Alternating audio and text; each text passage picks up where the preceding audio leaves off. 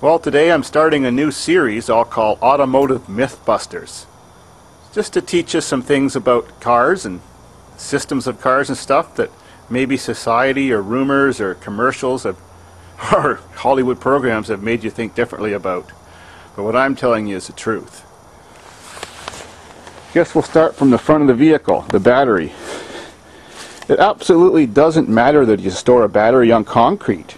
It doesn't discharge it or damage it or anything. Concrete's barely conductive, and the battery's made out of high-impact polyethylene plastic, which is very resistant to electricity drain, like 99.9999%, so there's no electrons being lost through the concrete. When it sits in your vehicle, it usually sits on a metal plate, and metal's almost 100% conductive. It doesn't drain the battery that way. Next is, it's not cold that kills batteries, even though it may seem like that because most batteries seem to go dead or bad in the wintertime. It's actually heat. The higher the temperatures that a battery is exposed to, or the over output of a possible malfunction from an alternator, heats up a battery. Hot weather, depending on where you live, keeps batteries hot. Well, batteries is a chemical reaction, just like in a human body or something living. The more heat that is there, the faster the reaction happens. And the chemical reaction in a battery is corrosive. It's acid-eating plates which releases electrons. So the battery gets killed during the hot weather, or that's when they deteriorate the quickest, but then you don't notice anything's wrong till the output of the battery is reduced, just because cold weather reduces the chemical reaction, slows it down. Oh yeah, we do have a bit of snow to prove that. And then you notice on the first cold nights or cold mornings that your car is cranking slowly, or your battery may be bad. It wasn't killed by the cold. Actually, keeping them stored in a cool place makes them last longer. The colder the better, unless they freeze. Next thing that's true, keeping a battery fully charged makes it last a long time. A dead battery goes through a process where the sulfur in the acid, in the sulfuric acid, attaches itself to the plates. If it's left attached long enough to the plates, the battery becomes sulfated, and then the battery can never be properly recharged, and even if it could be a 1-year-old battery, it could be a permanently bad battery. Also, too low of acid in the battery can kill the battery, because when the cells are exposed to air, those little plates in there that are made of lead and stuff, they oxidize, and that destroys the cells. An alternator that overcharges by putting out too high a voltage kills the battery by mostly overheating it. Sometimes I've even seen them blow the tops off. Another thing that kills batteries is running them like in a deep cycle process, draining and discharging, and then recharging, and then discharging again, like using them on some sort of motorized vehicle that uses electricity. The battery is not a deep cycle battery. It can't take that many cycles of doing that, because every time the battery gives off electrons, the acid has to eat the cells. And then every time it's charged, some of that stuff in the acid is given back to the acid, and the cells recover somewhat, but never back to where they were before. So a battery lasts the longest if it's kept in a near charged state, never drawing too much at one time for too long. They do make, like I said, deep cycle and other batteries, but even a deep cycle battery will last a lot longer if you don't drain it very much between charges. Next thing is, you can't get a shock off a battery, see? It's only 12 volts, and DC tends not to like to shock you anyways. AC loves to shock you. The only part of your car you can get a shock off is the spark plugs. That's about 30,000 volts.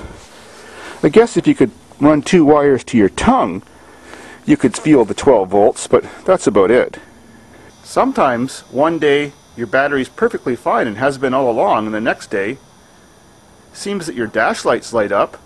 You know, a few things come on, sort of, but maybe not the headlights. And you turn your key, there's nothing happens. Your battery's just like flat. Well, what happens is, where a battery can suddenly commit suicide, is there's 6 cells in there. Each one produces about 2.1 volts, making 12.7 total. And there's a little bridge between every cell. Every cell has a plate of plastic sealing each little acid container from touching the other one. And then above the level of the acid, there's a little lead bridge, 2 of them for each cell, that jumps everything together to make a series circuit. Well, those little lead bridges sometimes break. That's why your battery can suddenly die. Another unusual phenomenon that makes your battery last less is, for example, joyriding, like at my farm. You can have a few years old battery that was perfectly fine. Then in a few weeks of joyriding, with no damage to your battery apparent, your battery's dead, or it discharges quickly. Well, on the bottom of every battery is a sediment tray, and that sits about a ½ inch below all the cells, and that collects the deteriorated material that falls off the cells as the battery's wearing out. Well, during joyriding, right, Kitty? Those particles of conductive material bounce around and get in between the cells and the insulators and cause it to drain the battery. So, joyriding can kill a good battery even if you don't damage it. Or extreme off-road conditions like bouncing around. Aww. Don't ever throw your batteries away when you're done with them. They have acid in them, and who knows where that's going to end up. They also have lead. That's poisonous too. They're quite valuable for recycling right now. There's been times when they were worth only $1.50.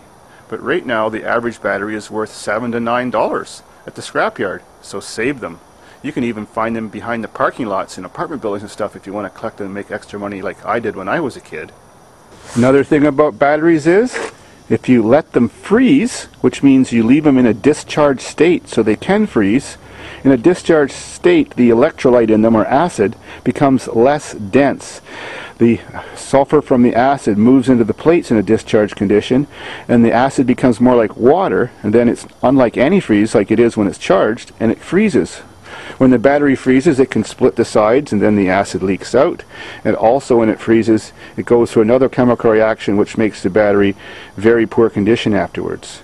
Yes, it's true, batteries can explode. They can even self-detonate when no one's bothering them whatsoever. Those little electric bridges I said that's between the cells sometimes can make an arc. And if there's some air mixed in with the hydrogen that's created in batteries, just for no reason at all, just cranking the car, it draws extra current. That bridge arcs and the battery explodes. It can certainly also explode if air is leaking around into the caps, or the caps are off while you're attaching a battery charger to it, or power, and a spark lands inside and ignites the hydrogen and oxygen. You could go blind. And be careful. Acid, when it gets on your skin, at first seems like nothing happens. Then later on, in a few minutes, it starts stinging really bad. You better quickly wash it off. Of course, in your eyes, it's instant blinding conditions. When it lands on your clothes, you don't even really notice anything. You could walk around all day and your clothes just seem the same, just have a damp spot. But next time you wash them, or the next day when you go to put them on, they'll just fall apart. And there is a bit of new battery technology out there, gel cell batteries. They are improved. Like I said, for off-roading and extreme bouncing around, a gel cell battery is a lot less likely to deteriorate than a lead-acid battery with the liquid acid just sloshing. They have other advantages too. When a battery is low on electrolyte, you're supposed to add distilled water. The reason for that is regular water contains calcium, which is a conductor of electricity, and acid likes to corrode it, and that would weaken the acid and make calcium deposits inside, which is negative to your battery's performance. You're not generally supposed to add acid unless it leaked out, because when the fluid gets low in a battery, it's just water vapor that disappeared from the acid, and the acid actually became more concentrated, so adding distilled water back to it brings the electrolyte back to its specific gravity where it's supposed to be. Hope you learned something. Tomorrow's lesson's on cooling systems and their myths and truths. Keep watching David's Farm. Merry Christmas. Bah humbug. I hate Christmas.